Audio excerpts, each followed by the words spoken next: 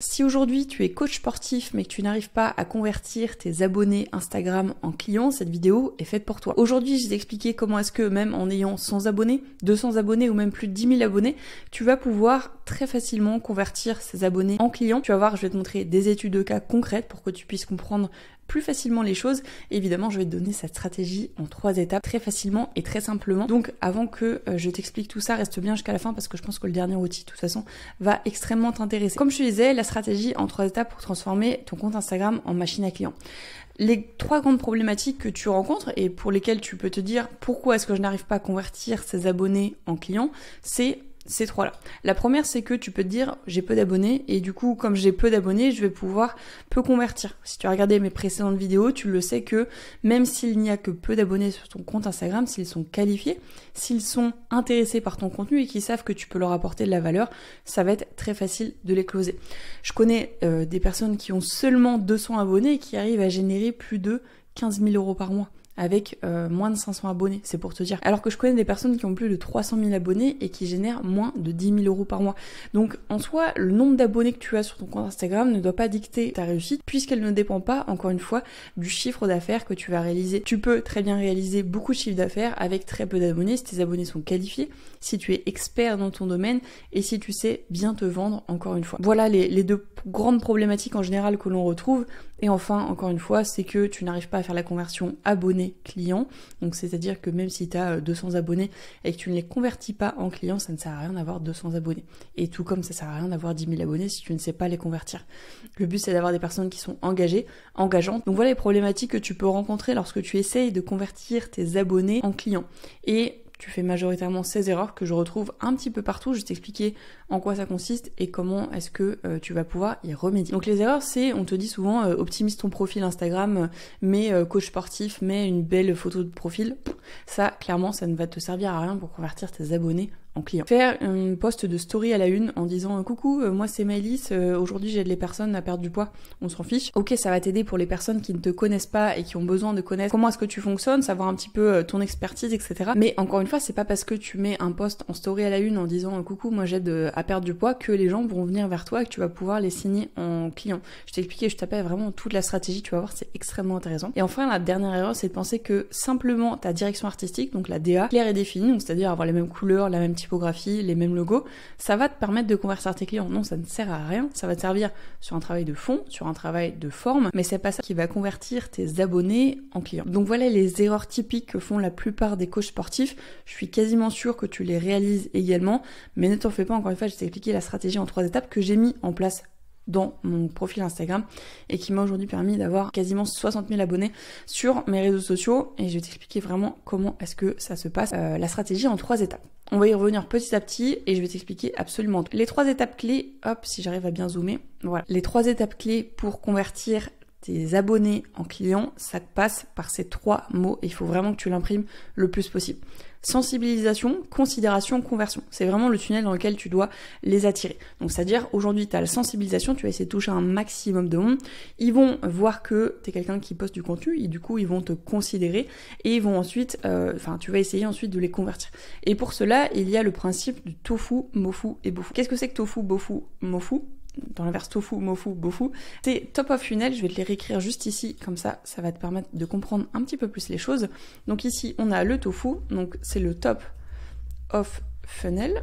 On a le mofu, qui est le middle of funnel.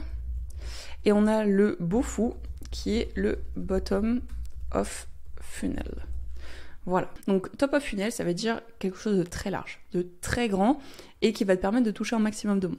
Le middle of funnel, ça va être donc la considération et le bofu, c'est le bottom of funnel, ça va être des contenus qui vont être très spécifiques et qui vont te permettre de convertir. Donc ici, la conversion.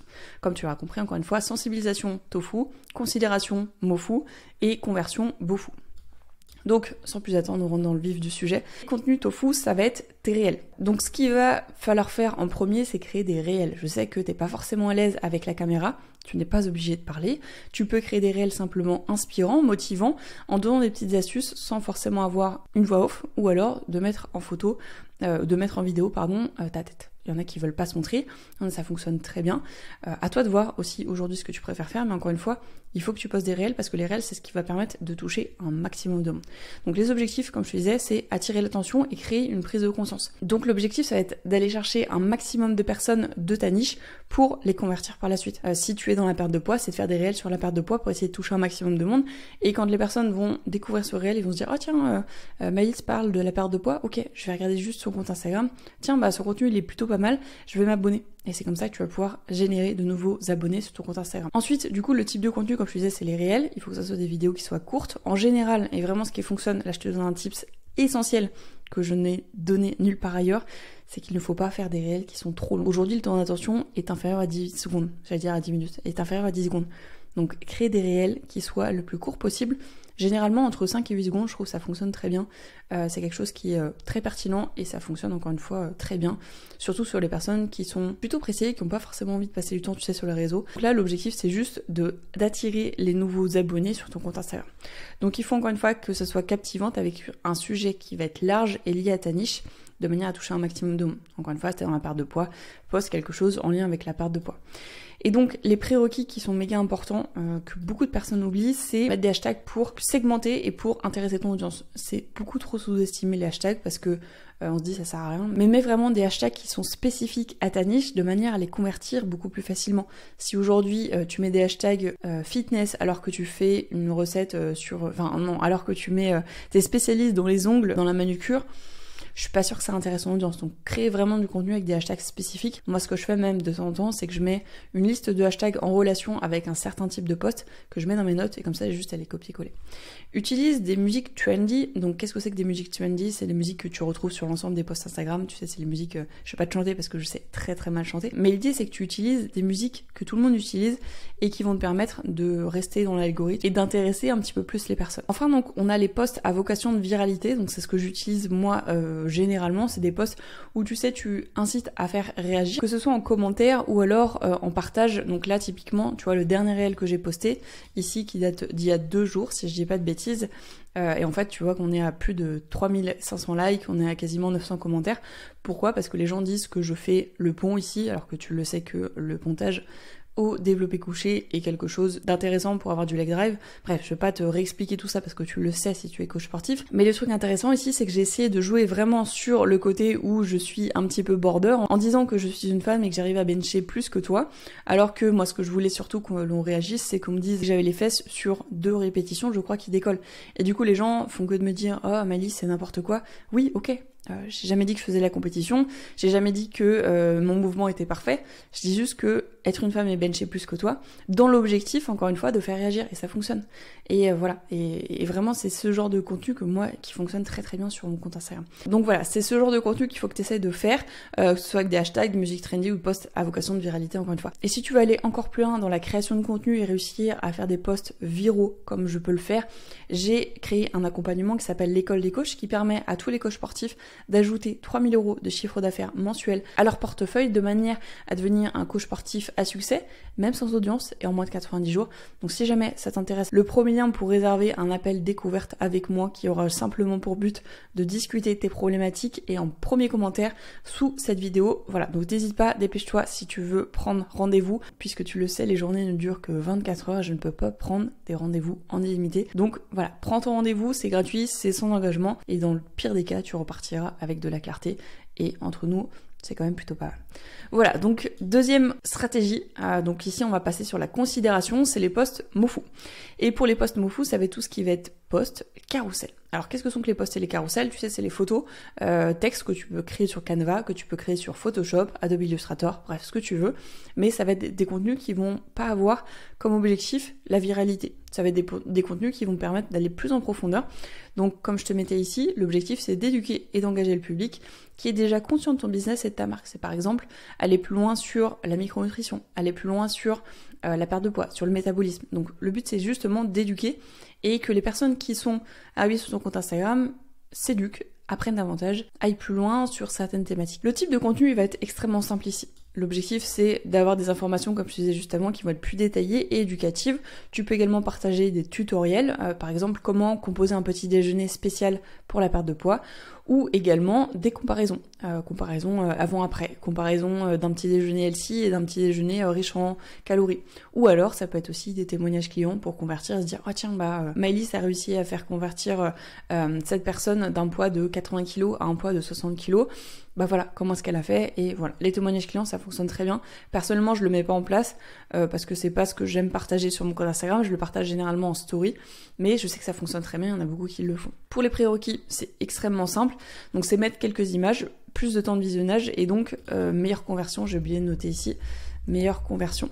Donc par exemple, plutôt que de poster juste un post où tu dis donne-moi les 3 raisons de, plutôt que de mettre juste un seul post, essaye vraiment de mettre un carrousel, ce qu'on appelle, donc c'est une suite logique de plusieurs slides qui vont te permettre d'augmenter le temps de visionnage. On le sait aujourd'hui, ce qui compte c'est l'attention, et donc le but c'est de faire rester le plus longtemps possible ton abonné sur ton post pour que l'algorithme Instagram détecte que c'est quelque chose d'intéressant, possiblement mettre un call to action à la fin pour lui dire écoute, moi je t'ai proposé aujourd'hui 3 idées de recettes pour le petit déjeuner, quelles sont pour toi tes 3 recettes préférées, et tu les mets en commentaire et comme ça augmente l'engagement. Typiquement ici, je vais te montrer un post qui avait plutôt bien marché, c'est comment composer son petit déjeuner. Donc ici tu as la première slide, la deuxième slide tu avais les protéines, la troisième slide tu avais les lipides, la quatrième slide les glucides, et j'ai mis un petit call to action à la fin. Et toi, c'est quoi ton petit déjeuner du moment? Et donc les personnes ensuite elles commentaient, donc là tu vois on est sur 40 commentaires, elles me disaient par exemple moi je préfère pain avec de l'avocat. L'idée c'est de permettre aux personnes de commenter et d'engager encore une fois, qu'elles puissent partager, qu'elles puissent enregistrer, parce que tout cela fonctionne, faire rester les personnes le plus possible sur ton post. T'as compris que le post Moufou, c'est vraiment quelque chose qui est très intéressant pour convertir aujourd'hui, pour éduquer, tu les fais rentrer dans ton tunnel. Elles arrivent sur un post qui est trendy, tu les fais s'engager avec un post qui va un petit peu plus loin, et ensuite on les convertit avec les stories. Contenu Beaufou. Ici, donc bottom of funnel comme je te disais juste avant, c'est encourager l'action et la conversion. Ça va être quelque chose de beaucoup plus personnel, les stories, parce que tu le sais, elles ne durent que 24 heures. Et donc pendant celle-ci, tu vas pouvoir partager ton contenu, partager ta journée, partager tes entraînements, partager des codes promo, de l'urgence, etc. Comme je mettais juste ici, c'est un format qui est éphémère, donc qui incite à l'urgence. Tu peux mettre des codes promo, comme je disais, c'est valable que 24 heures, dépêche-toi. Donc les gens, quand tu regardes en fait une story de quelqu'un, c'est que tu t'intéresses beaucoup plus à son histoire, à ce qu'elle fait et comment est-ce que tu vas pouvoir l'aider et la soulager dans son quotidien. Ou même inspirer en partageant tes performances, en partageant tes réussites, et je trouve que c'est vraiment pour moi un format qui est extrêmement intéressant. C'est tout bête, mais aujourd'hui la plupart des gens aiment le voyeurisme, ils aiment voir ce que fait la personne, ils aiment voir comment est la personne au quotidien, ce qu'elle réussit, ses échecs, ses réussites, et donc plus tu vas pouvoir être transparent, plus tu vas pouvoir créer de la confiance, de la proximité avec ton audience, avec les stories. Et donc enfin, les prérequis de ces stories, c'est toujours mettre un appel à l'action, je vais te le montrer juste après, mais ça peut être vers ton site internet, vers un code promo, etc. Là typiquement, tu vois, j'ai dit demain je te partage ce tracker de bonnes habitudes gratuitement à toute ma liste email, inscris-toi vite, je mets un call to action ici. Donc les gens, quand ils vont cliquer sur ma story, ils vont voir qu'il y a un truc qui est gratuit, ils vont s'inscrire directement parce qu'il y a un petit call to action. Et voilà, l'idée c'est vraiment de convertir tes abonnés en clients en mettant des call to action. Ça pourrait être une transformation client ici, et tu dis si toi aussi tu veux démarrer janvier en ayant des bonnes résolutions et les bonnes stratégies, inscris-toi à mon call découverte, c'est gratuit, c'est sans engagement, et il clique ici. Et ça permet de convertir les abonnés qui simplement regardaient ta story en potentiel client parce que tu as mis un call to action. Donc voilà la stratégie en 3 étapes pour convertir tes abonnés en clients. C'est extrêmement simple, tu peux le voir, il y a vraiment 3 étapes clés à faire. Moi ce que je te conseille de faire, c'est d'essayer de varier, de tester des formats de contenu trendy qui fonctionnent ou non, de tester différents formats, que ce soit des formats trendy, des formats où tu éduques aussi, ça peut être le cas, et toujours d'inverser contenu tofu, contenu mofu, et de ne jamais oublier les contenus beaufou. Je te conseille 4 à 6 stories par jour, c'est vraiment le grand minimum pour engager ton audience.